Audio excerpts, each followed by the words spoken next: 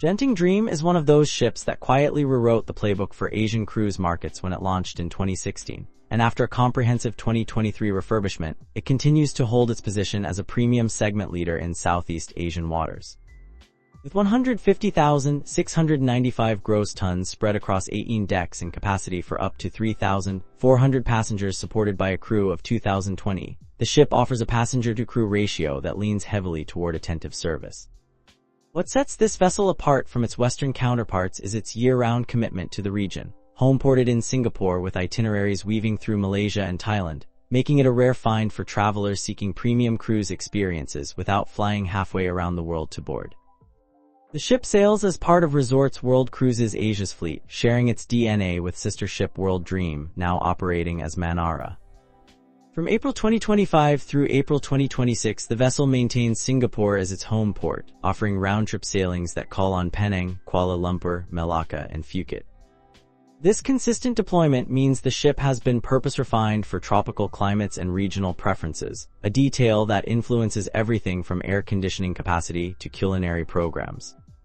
With 1686 cabins distributed across multiple categories, Genting Dream offers a range of accommodations designed to serve everyone from solo travelers to multi-generational families. The inside staterooms provide efficient use of space for guests who plan to spend most of their time exploring the ship and ports rather than lingering in their quarters. These cabins deliver the essentials without unnecessary frills, a smart choice for budget-conscious cruisers or those booking back-to-back sailings where the cabin serves primarily as a place to sleep and refresh. Ocean view staterooms add natural light to the equation, featuring windows that frame the ever-changing seascape as the ship navigates between Malaysian and Thai ports. The difference in cabin atmosphere between inside and ocean view accommodations is more pronounced on tropical itineraries, where morning light streaming through the window can help reset your internal clock and make early port arrivals feel less jarring. These rooms work particularly well for guests who appreciate a visual connection to the sea, but do not require the outdoor access that comes with a balcony. Balcony staterooms represent the sweet spot for many cruisers on this vessel, offering private outdoor space that becomes invaluable when sailing through the Strait of Malacca or approaching the limestone karsts of Phuket. The ability to step outside with morning coffee or an evening drink without navigating crowded public decks adds a layer of luxury that feels particularly worthwhile on a ship of this size. The balconies provide a semi-private vantage point for watching the ship's arrival and departure from ports, a ritual that frequent cruisers rarely tire of experiencing.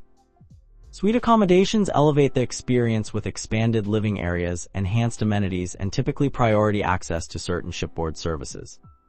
The distinction between standard balcony cabins and suites on this vessel goes beyond square footage, often including perks that streamline the embarkation process and provide dedicated spaces for entertaining or simply spreading out after days spent exploring port cities. For guests celebrating special occasions or those who cruise frequently enough to notice the difference in service tiers, the suite experience justifies the premium through accumulated conveniences rather than a single headline feature. The ship's dining program reflects its positioning in the premium segment, though specific venue details remain closely held by the cruise line. What matters most to cruisers is that the culinary approach acknowledges the regional context, a necessity when sailing with a passenger manifest that often includes seasoned travelers from Singapore, Malaysia, China, and beyond. The expectation is not merely competent international buffet fare, but rather a thoughtful balance between familiar Western cruise staples and dishes that respect the sophisticated palates of Asian guests who consider food a central element of any travel experience. Main dining rooms on ships of this class typically operate on either traditional fixed seating or flexible dining schedules, allowing guests to choose between the structure of assigned tables with familiar faces each evening or the spontaneity of dining whenever hunger strikes. The social dynamic of traditional seating appeals to solo travelers and couples looking to meet fellow passengers, while flexible arrangements suit families with young children or guests who prefer to align meals with shore excursion schedules rather than the ship's predetermined timetables. Specialty restaurants, when available, offer an opportunity to mark special occasions or simply break the routine of complimentary dining venues. The upcharge for these experiences varies, but the value proposition centers on more intimate settings, elevated presentations, and often tableside service that transforms a meal into an event. For a week-long sailing, budgeting for 1 or 2 specialty dining experiences can provide memorable highlights without straining vacation finances, particularly when compared to equivalent meals in Singapore's high-end restaurant scene. Casual dining options serve the practical need for quick bites between activities or late-night snacks after evening entertainment. The quality of these venues often determines how guests structure their days, as convenient access to satisfying food without formal dress codes or reservations allows for more spontaneous exploration of the ship's amenities. Poolside grills, cafes, and buffets that remain open extended hours acknowledge that cruisers do not always want to plan their lives around fixed meal times, especially when adjusting to time zone changes or recovering from port-intensive days. Bars and lounges scattered throughout the ship create distinct atmospheres for different moods and times of day. A well-designed beverage program goes beyond simply pouring drinks, incorporating mixologists who can craft both classic cocktails and region-specific creations that incorporate tropical fruits and local spirits. The best cruise ship bars become gathering spots where solo travelers feel comfortable claiming a seat. Couples can enjoy pre-dinner drinks, and groups can toast the day's adventures without feeling rushed to vacate their table. Pool facilities on a ship operating year-round in tropical waters carry more weight than on vessels that spend half the year in cooler climates. The outdoor pool areas become the daytime social hub, where guests alternate between swimming, sunbathing, and seeking shade while the ship cruises between ports. The layout of these spaces determines how crowded they feel at peak times, with thoughtful design incorporating multiple pools, whirlpools, and seating areas that distribute guests across zones rather than funneling everyone to a single congested deck. Adults-only pool areas, if designated, provide refuge for guests seeking quieter surroundings without the splashing and shouting that naturally accompanies family-friendly pools. These spaces typically feature a more refined atmosphere, with attendants offering chilled towels and perhaps premium beverage service. The existence of age-restricted zones reflects an understanding that different passengers have different vacation priorities, and attempting to serve everyone in the same space often satisfies no one completely. Water features beyond traditional pools, such as slides or splash pads, add kinetic energy to the deck and give restless children an outlet for burning energy between ports. The presence or absence of these features signals the ship's intended demographic, with family-focused vessels investing in elaborate water parks while ships targeting couples and mature travelers allocate that deck space to additional seating and bars. Genting Dream's configuration suggests a balanced approach, accommodating families without transforming into a floating water park. Sun deck real estate becomes precious on sea days when the majority of passengers gravitate outdoors. The availability of shaded loungers matters more than most first-time cruisers anticipate, as even sun worshippers eventually seek relief from the intense tropical rays. Ships that provide a mix of full sun, partial shade, and fully covered seating areas allow guests to modulate their exposure throughout the day, while vessels that skimp on shade options force passengers to retreat indoors during peak afternoon heat. Onboard activities form the framework that keeps guests engaged during sea days and evening hours after returning from port. The programming reflects the ship's understanding of its passenger demographics, balancing active pursuits with more contemplative options. Sports facilities might include basketball courts, fitness centers with ocean views, and jogging tracks that circle upper decks, providing outlets for guests who maintain workout routines even on vacation. Entertainment shows represent a significant investment for cruise lines, with production values that can rival land-based theaters. The variety of performances matters as much as the quality of any single show, as repeat cruisers and week-long passengers need fresh content to justify attending multiple evenings. A well-curated entertainment calendar might include Broadway-style productions, comedy acts, musicians spanning multiple genres, and perhaps cultural performances that reflect the ship's regional itineraries.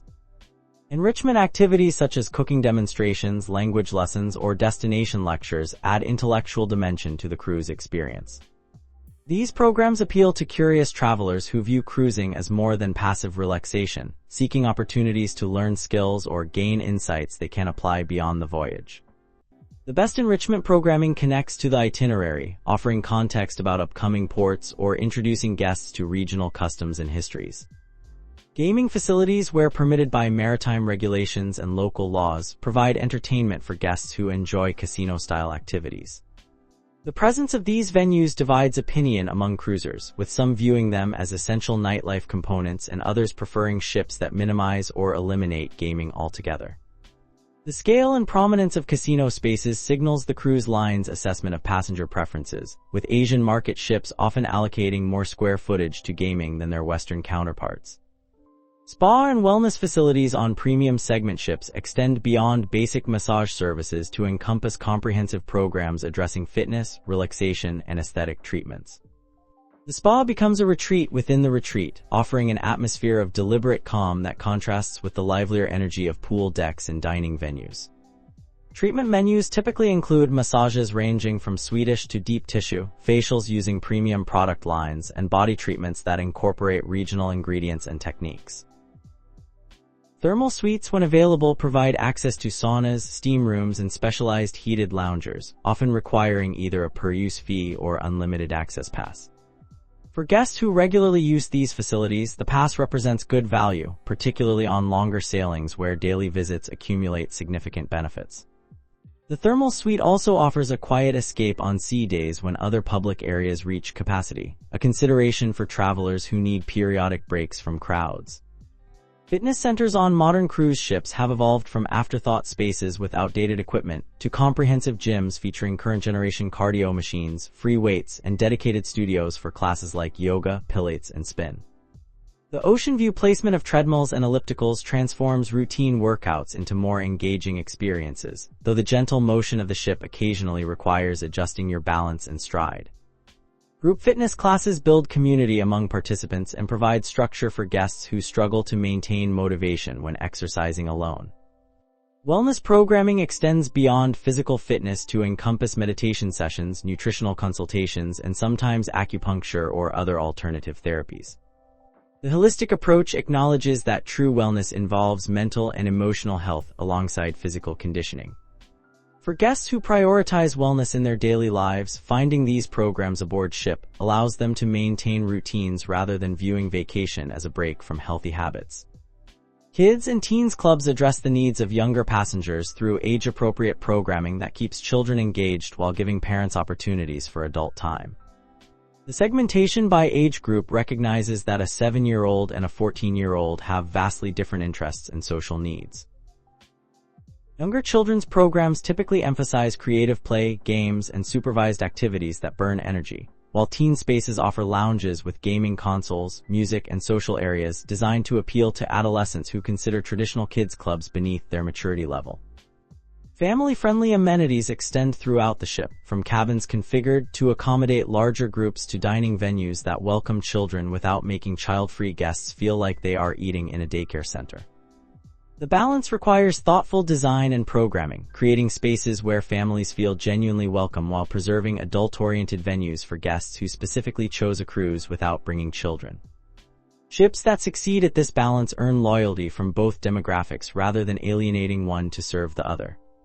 The itineraries departing from Singapore and Melaka call on ports that showcase the cultural and natural diversity of Southeast Asia.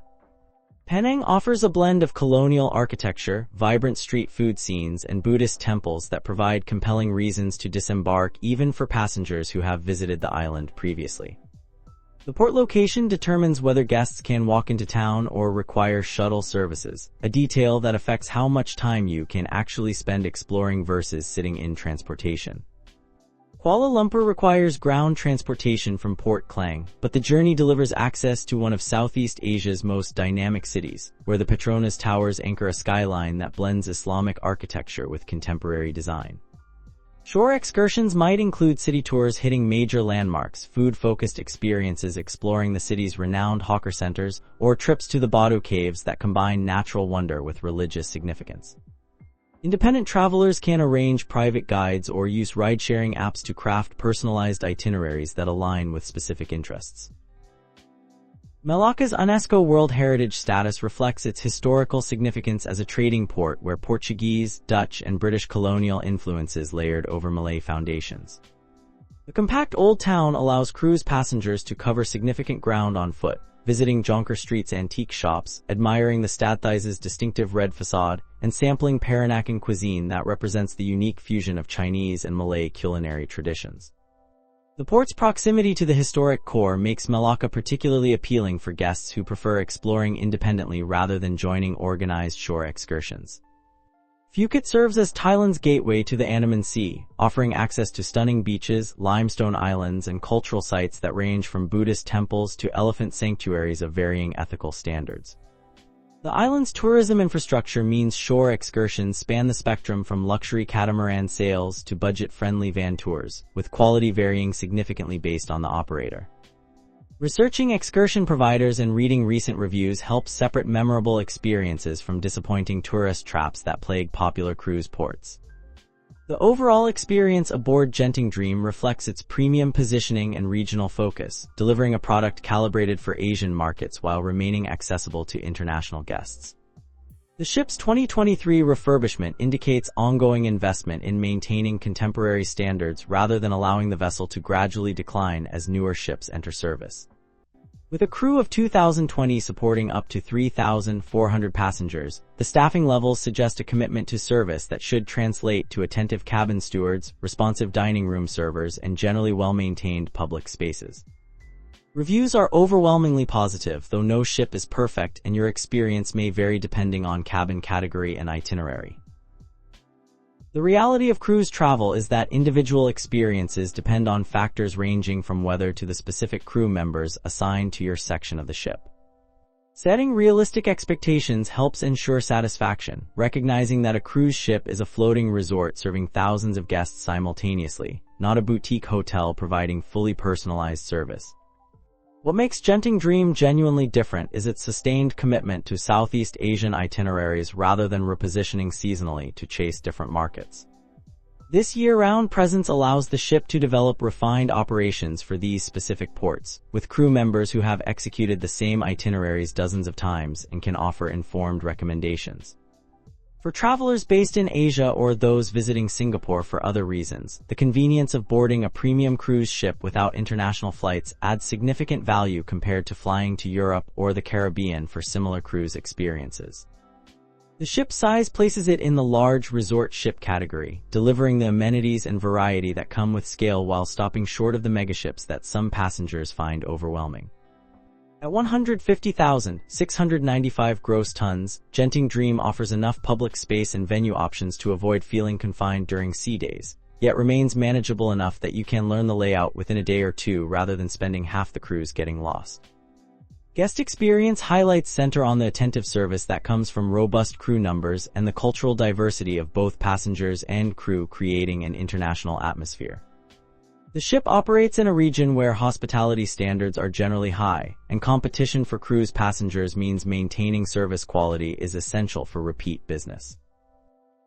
Small touches like remembering drink preferences or accommodating dietary restrictions without drama accumulate over a week to create positive overall impressions that guests remember long after forgetting specific meal details. The sailing schedule from Singapore provides convenient access for regional travelers while offering international guests an efficient way to sample multiple destinations in a single trip. The combination of Malaysia's cultural richness and Thailand's natural beauty creates varied itineraries that appeal to both first-time visitors and returning guests who want to explore the region more deeply. Genting Dream serves as both transportation and accommodation, eliminating the logistical complexity of booking hotels and intercity transfers while providing a consistent base to return to each evening after port explorations.